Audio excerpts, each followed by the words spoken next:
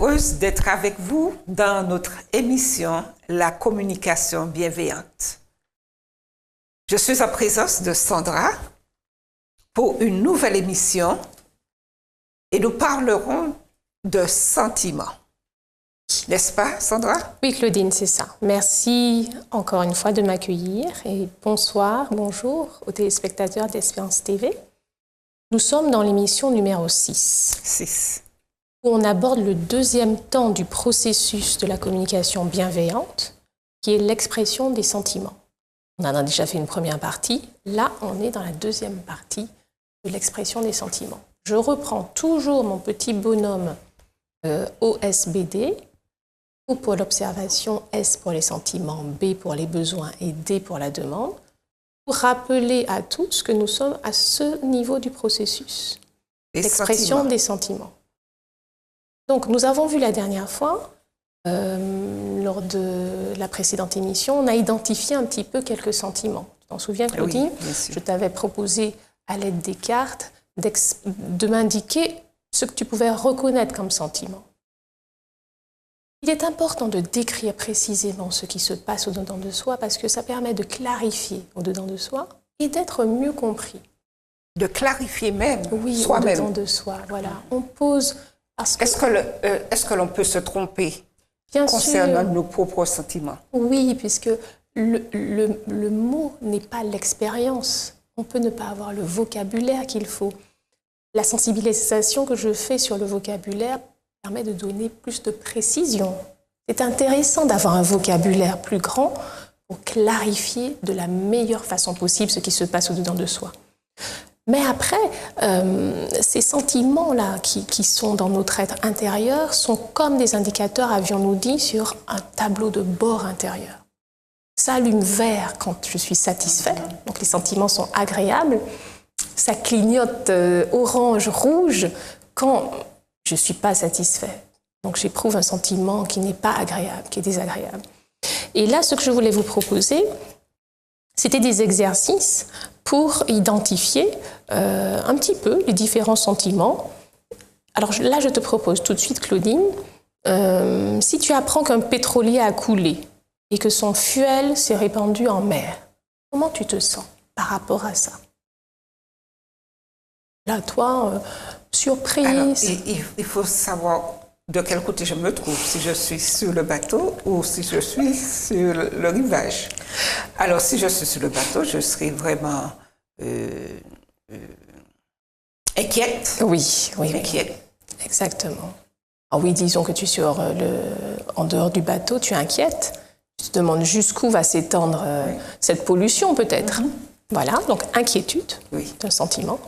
Vous voulez dire sentiment d'inquiétude. Donc, Claudine, si ton partenaire te dit qu'il t'aime, comment tu te sens? Ah, c'est du vert. Je suis contente, heureuse, satisfaite. D'accord. Ah ben, écoute, au 7e ciel peut-être? Oui. Oui, d'accord. Oui, moi, oui.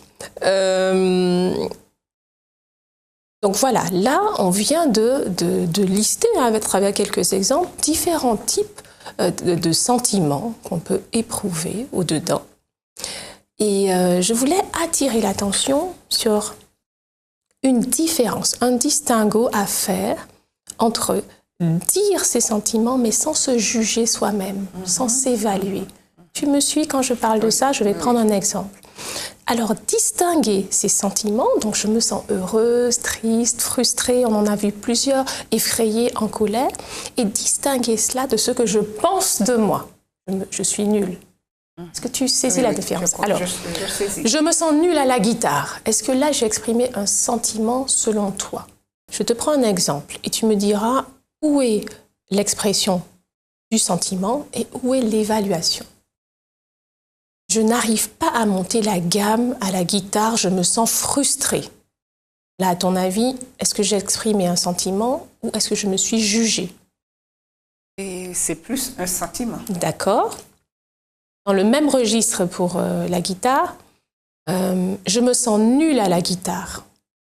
Est-ce une évaluation sur moi-même ou est-ce l'expression? J'ai fait mon auto-évaluation. Oui, voilà. Alors, je voulais juste attirer l'attention qu'il y a une différence entre faire déjà sa propre critique, son évaluation, se juger et exprimer ce qu'on ressent.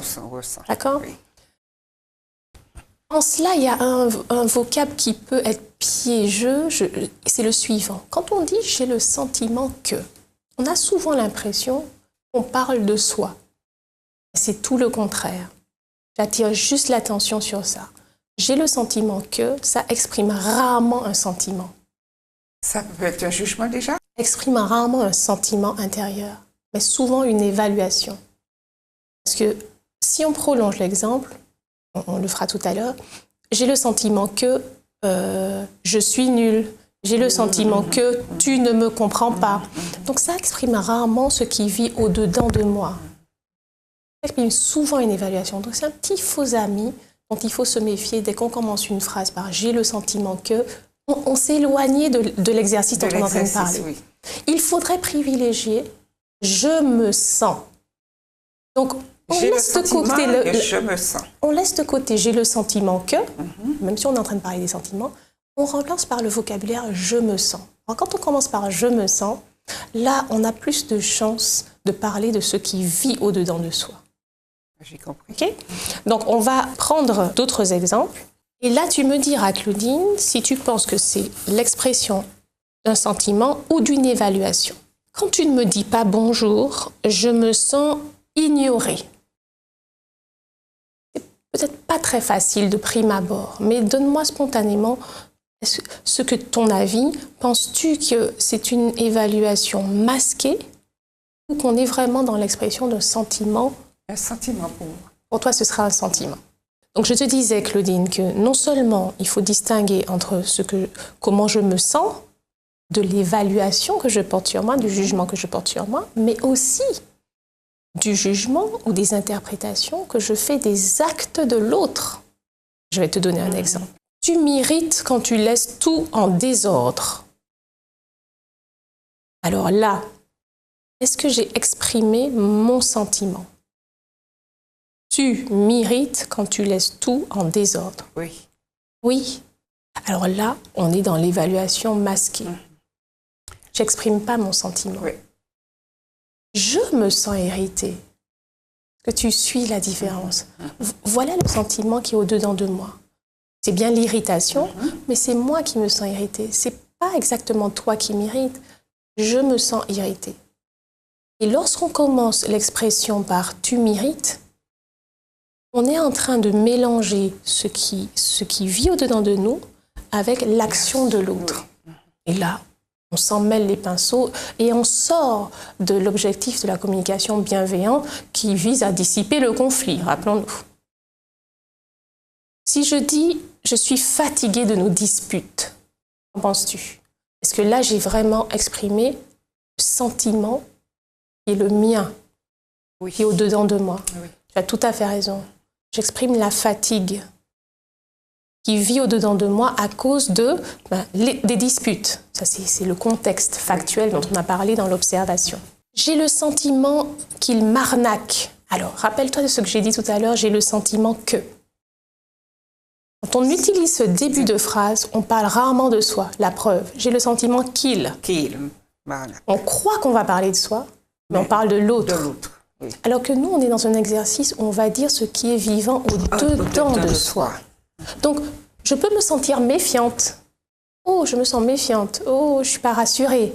Là, j'ai dit ce qui est au-dedans de moi. Ça, c'est à l'intérieur de ma propre colonne à moi.